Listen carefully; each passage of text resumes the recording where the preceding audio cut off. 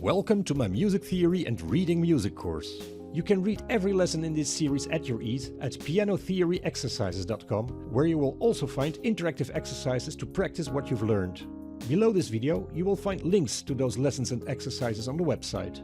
Also below this video you will find a link where you can download this whole music theory course as a free ebook, so don't miss this opportunity. And if my lessons helped you, please don't forget to like and subscribe. Thanks a lot! In lesson 4 of the music theory series, I will be explaining interval inversions. Have a look at the interval from C to G. This is a perfect fifth, as you know. Now, when I go from C to G, I can do it in two ways, like I just did from C to G, but I can also go from the C down to the G an octave lower. What is this interval? Well, you can see that in two ways. If you happen to know the G major scale, you know that the C is the fourth note in the G major scale. 1, 2, 3, 4. So that means that the interval from G to C is a perfect fourth. If you don't know the G major scale yet, then just use the number of half tones that are in a perfect fourth interval and that you learned in the last lesson. There should be 5 half tones in a perfect fourth interval. So from G, that's 1, 2, 3, 4, 5. So that's exactly 5 half tones. So the interval from G to C is a perfect fourth. So let me come back to the fact that I can go from C to G in two ways. Going up a perfect fifth or going down a perfect fourth. We call the perfect fourth the inversion of the perfect fifth. Why?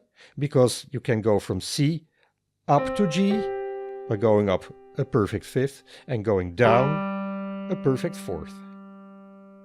You can also see that a perfect fourth and a perfect fifth together are exactly an octave. I could also start on C, go up a perfect fifth and then a perfect fourth. Also then I have exactly an octave.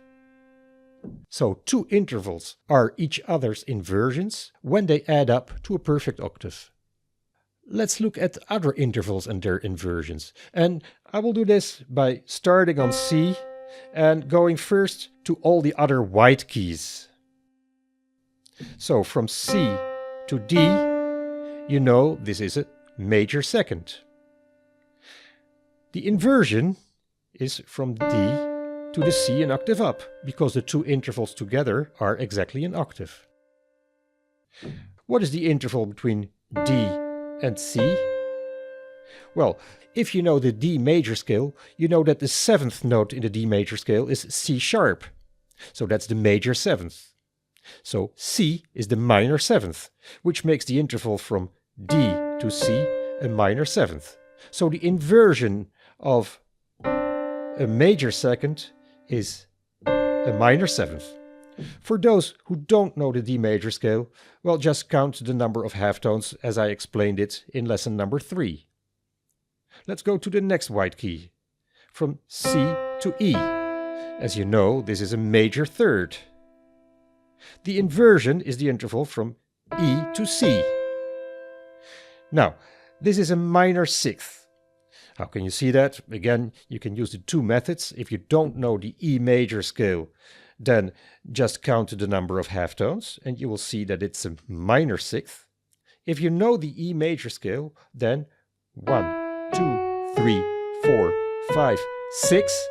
This is the major sixth, so this is the minor sixth. And the interval from E to C is a minor sixth interval. Let's go to the next note. From C to F. As you know, this is a perfect fourth. Now, we have seen already the perfect fifth and that the inversion is the perfect fourth. Would the inversion of a perfect fourth also be a perfect fifth? Well, the answer is yes. From F to C is exactly a perfect fifth. Again, you can see that in two ways. you can look at the F major scale. 1, 2, 3, 4, 5, and the fifth note is the C. If you don't know the F major scale yet, just count the number of halftones. There should be 7 halftones in a perfect fifth. Well, the next one we already saw. The perfect fifth together with the perfect fourth. So let's move on with the interval from C to A. As you know, this is a major sixth interval. So let's look at the inversion. Well, that's from A to C. You can easily see that this interval is a minor third, because there are from A 1, 2, 3 halftones.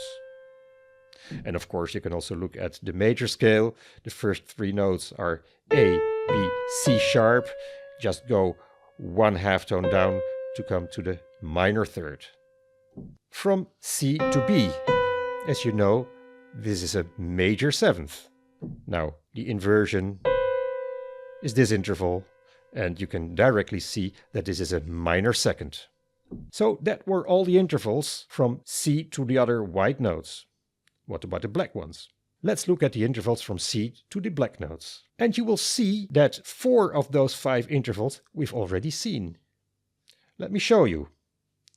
I will start from C to D flat. As you know, this is a minor second. And the interval from D flat to C, well, you can count the number of halftones. You can do it with the scale, with the major scale, the D flat major scale. But if you don't know it, then count the number of halftones. You will see that it's a major seventh, a minor second, and a major seventh. We have seen that already. We have seen that when we looked at the interval from C to B, that was the major seventh, and B to C was the minor second. The interval from C to E flat is a minor third, as you know. The interval from E flat to C, that's the inversion of this minor third, is a major sixth.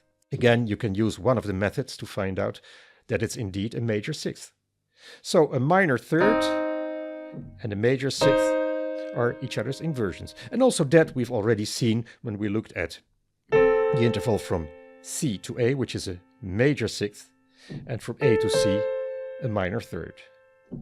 The next interval, from C to F sharp, is one we haven't seen yet. As you know, this is a tritone interval. From F sharp to C, we've seen in the former lesson already that this is also a tritone interval. So the inversion of a tritone interval is a tritone interval. The next one, from C to A flat, is a minor sixth, as you know. The inversion from A flat to C is a major third. And also that we've already seen when we looked at the interval from C to E, which is a major third, and the interval from E to C, which is the inversion, is a minor sixth interval. The last interval, the interval from C to B flat, which is a minor seventh, as you know. The inversion is the interval from B flat to C, and this is a major second. And also that we already saw when we looked at the interval from C to D, which was a major second, and the interval from D to C, which is the inversion, which is a minor seventh. Now there's only one interval I didn't discuss yet, and that's the unison, the perfect unison. Well, let's say the interval between C and C. What's the inversion? Well, it has to make an octave. Well, the inversion is the perfect octave. So the inversion of the perfect unison is the perfect octave. Let's have a look at the table. And what can you see? You see that the inversion of a perfect interval is always another perfect interval. You see that the inversion of a minor interval is always a major interval, and the inversion of a major interval is always a minor interval.